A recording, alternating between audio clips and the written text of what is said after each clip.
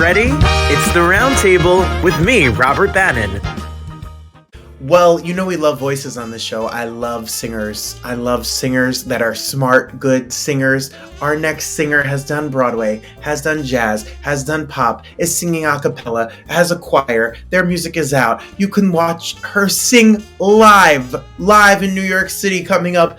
I mean, she was on Broadway, and when she was not in the show for a moment, to replace that voice, they need to bring in Patti LaBelle. That's a fact, because that's how big of a monster of a voice.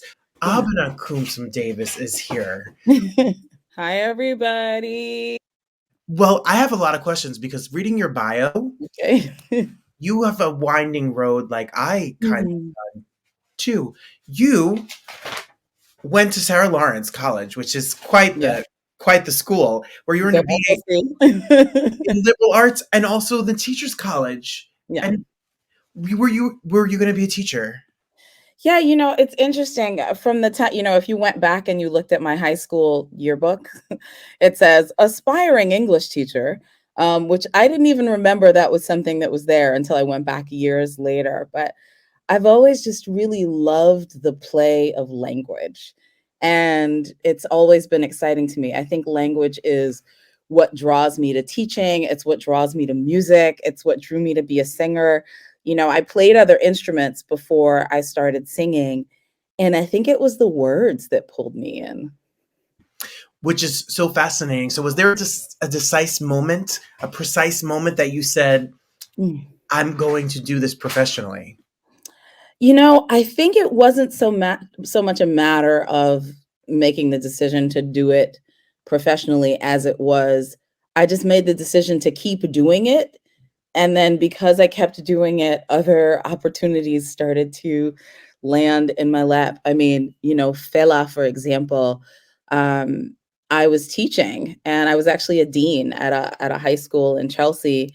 And a friend of mine who knew, I grew up Ghanaian and listening to a lot of West African music and knew that I loved Fela. I used to go to the Fela jump and funk parties that were happening in the city. And, he basically said, I think you would be great for this. You should go audition. And my first thought was, who's doing a musical about Fela Kuti? That was already a revelation, So the idea that I could sort of marry these worlds of like loving music and loving singing and also playing the role of a teacher, because that's what Fela's mother was. It was just the right moment. It was just the right moment.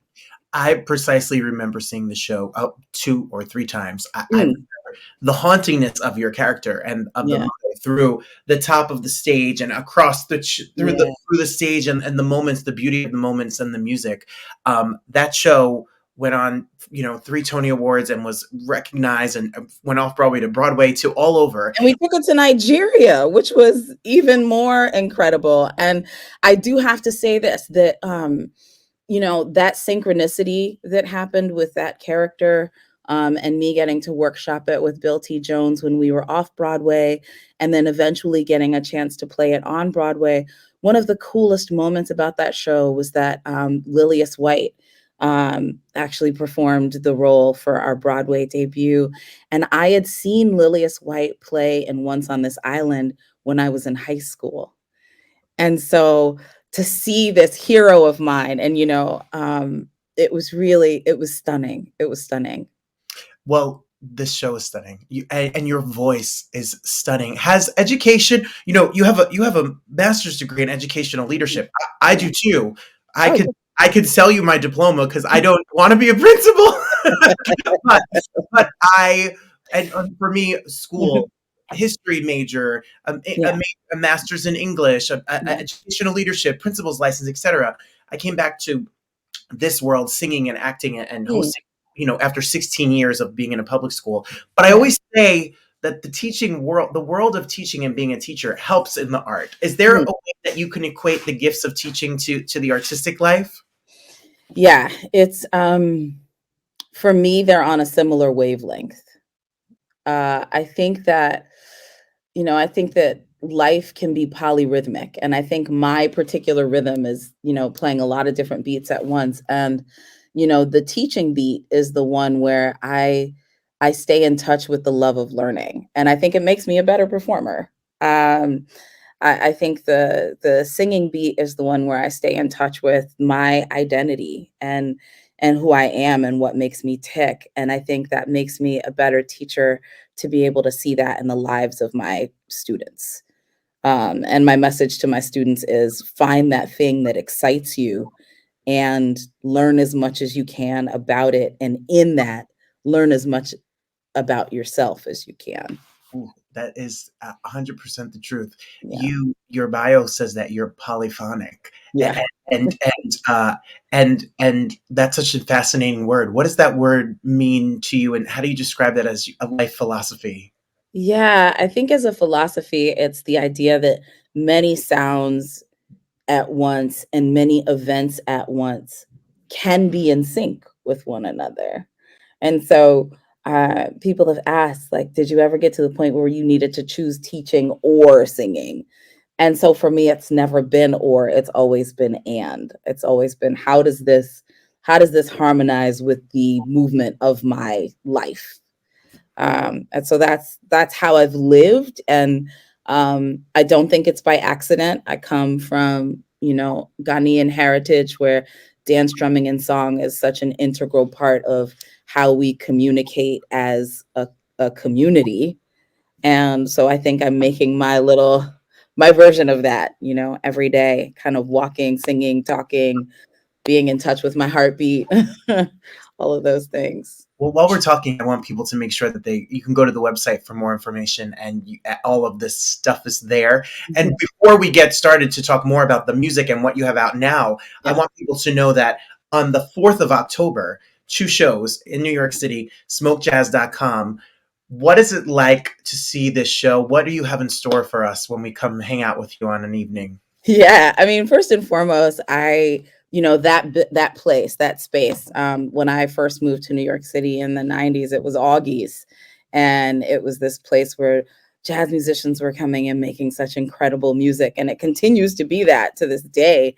And it feels like such a huge homecoming to think about this place where I stood and I've heard so much music and absorbed so much music. To be able to give back in that space feels like a real honor.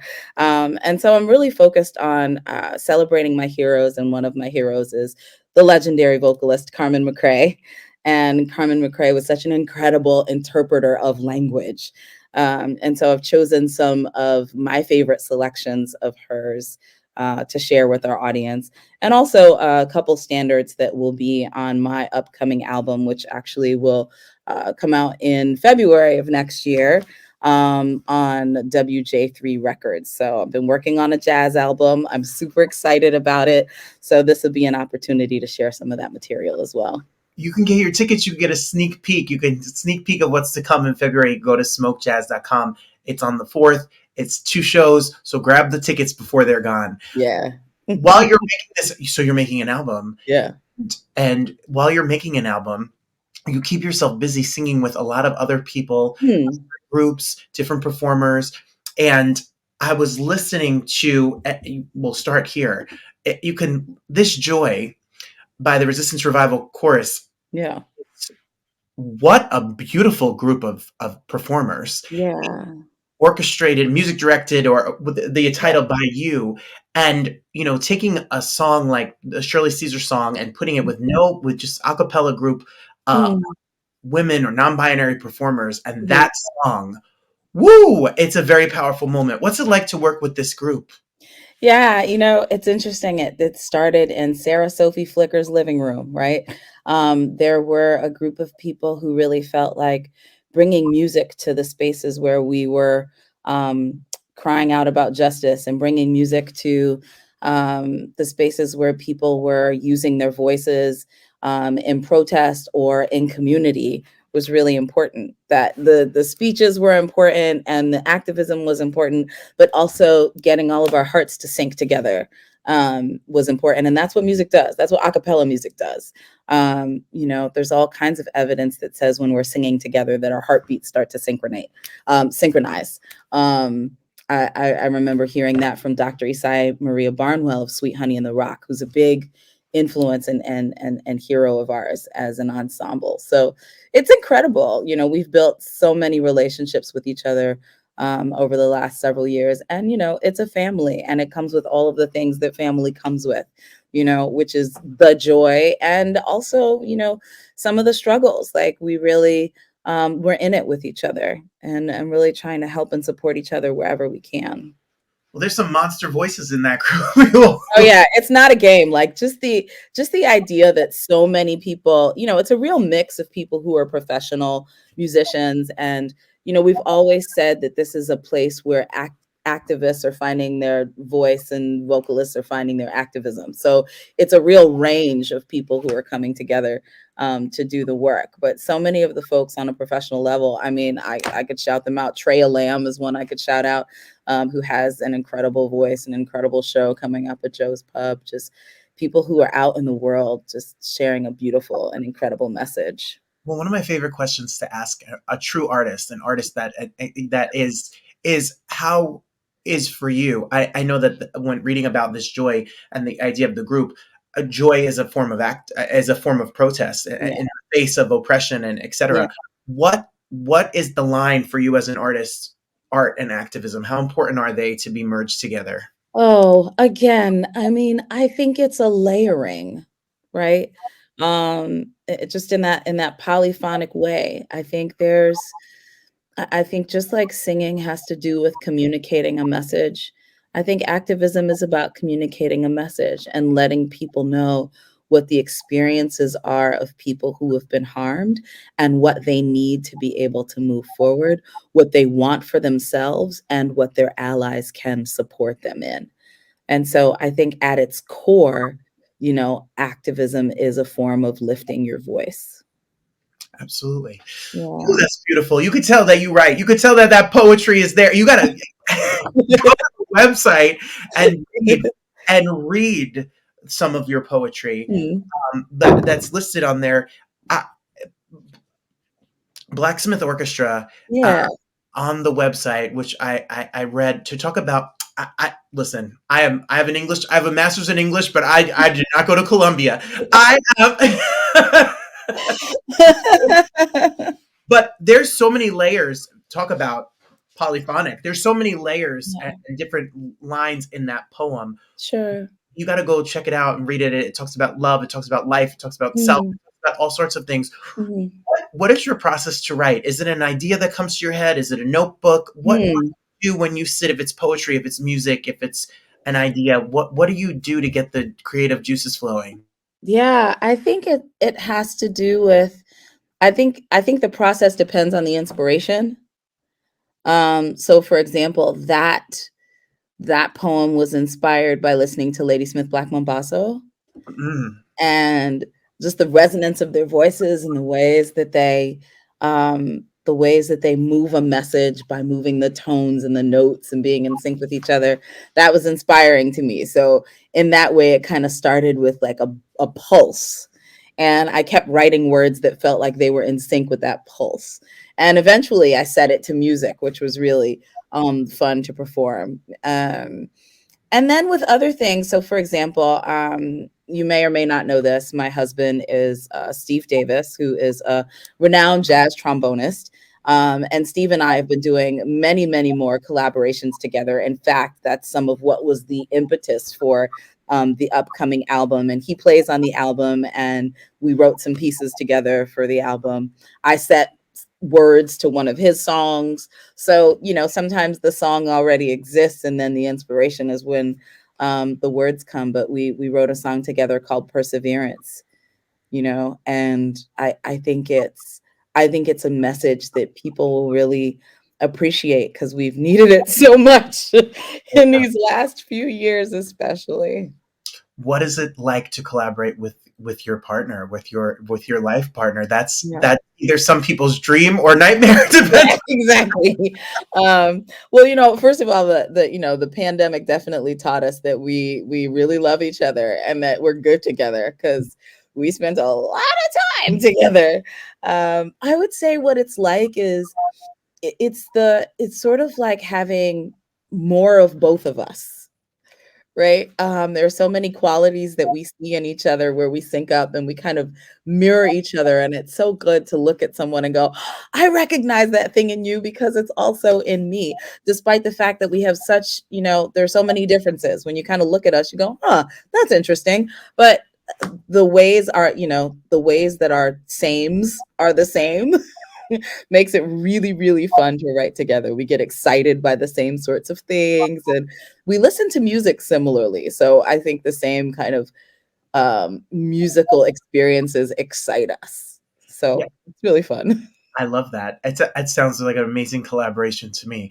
One of the recent collaborations you've gotten to do is quite a singer herself. That is with the one and only Natalie Merchant. Yes, Miss Natalie. So the other day, I get the email that me and you get to chat, and I'm very excited about it. And I say, I'm going to go listen to the collaborations with Natalie Merchant. And there's a song called Big Girl. And I think to myself, let's see. I hope it's going to be a nice inspirational song. I am at my desk in my day job, boo-hoo, crying. I know. I'm like, I need to hold on too. Come on. Hold on. You have no idea how many times I sang that line in the studio. I must have sung it like 65 times. Yeah. How did the collaborations with Natalie Merchant start, and what is it like to work with her and to be on these tracks? Yeah, so we met in 2018. She'd actually invited the chorus to come up to Hudson Valley. Antonio Delgado was running for a representative at that point, and there was really some great energy around just getting people out to vote. And so we got to collaborate we got to sing on Heaven Help Us All, Stevie Wonder tune, which we all really, really love. And in that moment, there was just a great connection, it was really fun to sing with her and she really loved the chorus. A few months later, we invited her down to come and sing at our holiday party that we were hosting in community. And she came down and was so gracious. So that was kind of the seed that was planted. And then, we experienced the pandemic and, some people know that Natalie went through a lot of health challenges during that time and wasn't able to sing. But when she got her first opportunity, it was with Montefiore Einstein was doing a tribute to their community, to all the health workers and first responders that had been so vital in life keeping through that time. And she asked if I wanted to do some duets with her. And so we sang some of her time honored hits. And I was like, I can't believe I'm singing Break Your Heart with Natalie Merchant. And she looked at me when we were done. And I mean, it was a scary time. Like we had to get double tested. We had to stay masked the whole time. We performed it in Radio City Music Hall to no one but cameras. I mean, it was a real ache. We wanted to touch each other, but we couldn't. I mean, it was really hard. And when it was all over, she said, we have to sing. We have to make an album. We have to do something together. And I was like, yeah, okay. I mean, I felt that way too. But, as a musician, sometimes these things happen and sometimes they don't, for good reasons, for all kinds of reasons. And then I got the phone call. Hey, Natalie's written this album and here are the songs that she'd love for you to join her on. And I was ecstatic. And then she followed up the call with, doesn't your husband play trombone and doesn't he do horn arrangements? And I said, yes, he does. And so then we both got to be a part of the project, which was amazing. So you hear his horn arrangements on that tune and you also, get to hear Natalie and I sing together. And sing you both do. And it is, I challenge anybody here to listen to that song and not be inspired. No matter the title could be Big Girl. You could be whatever gender, whatever size. You will feel inspired by it. Come on, Aphrodite. I mean, you are all singing and writing, and it is really a beautiful. You could have the homework assignment is stream these songs. Stream Resistance Revival Choruses album, beautiful. And then go buy tickets to smokejazz.com to see this voice in action. you have so many nuances and areas of, you're a Broadway veteran now. You've done theater. You're singing jazz. You're singing with rock pop icons. You're doing a cappella music and directing and teaching, writing poetry. You can have it all. We don't have to be put in a box. I think society sometimes tries to put us in a box. How do you live with the yes and, as you said, and? Well, I mean, the really important part of the yes is also the no, right? Every yes is going to come with a no. And one of the things that I've learned is also the gracious no. And that has really allowed me to do the things that I want and need to do, and to say no graciously to the opportunities that either don't work for me or I know won't work for someone else or someone that I love. There are a lot of things that I really wanted to do that I have turned down because I know that it's not sustainable for me to try to do everything. And yeah, I push the envelope. I do as much of the things that I want to do as I can. And I have my Tim Gunn make it work moments. But I also think that knowing how to say no is the only way you can say yes to the things that you love and that are important and that are sustainable and that, help you to build the kind of community you want to live in. Ooh, I wish I learned that a lot. I'm still learning that. I wish I learned it a lot younger. Me too, but yeah. I'm turning 40 and I have decided that it is time for me to not wake up and look at a schedule of things I don't want to do. I have a space for the things I do, and it's really hard. It's really hard sometimes. I'm lucky. I had parents who, I was in one teaching job very early in my career, and for so many reasons, I was feeling my spirit crushed, and I didn't know what to do because I had a place to live. I had, money in my pocket. And I said to my dad, I was like, I feel sad every day going to work. And he calls me Babu. He said, Babu, you are not stuck.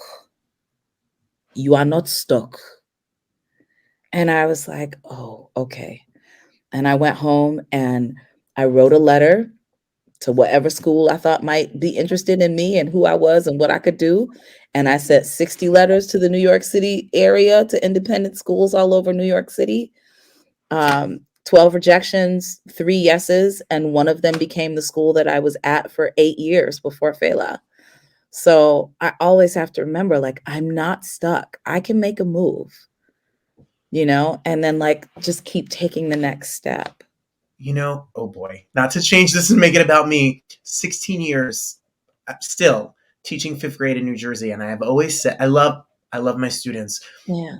There is a regret I don't want to be pigeonholed with a mediocre amount of money to not live my dreams or to have a safety net because my bills are paid. The check clears on the 15th and the 30th. Yeah. More. And I've been merging these two worlds forever. And as much as I talk to people who are educators who have gone to school for this, it is a common, we are polyphonic. We can be many things. Yeah. And nothing happens for a reason. So when I quit my job, I'm coming to stay on your couch. That's what's gonna happen. I'll make breakfast. I could vacuum. I'm done. Hey, we can talk about that. We want everyone to go to the website. We want everyone to stream the music. We go search and find the music. And we want everyone to grab their tickets, smokejazz.com, to make sure you come see the show as we anticipate an album release for next year. We're really excited about it. It's such an honor to talk to such a true artist, and your spirit and beauty just resonates through this screen. So thank you for being here. Thank you. It's been a pleasure, Robert. It really has. Thank you.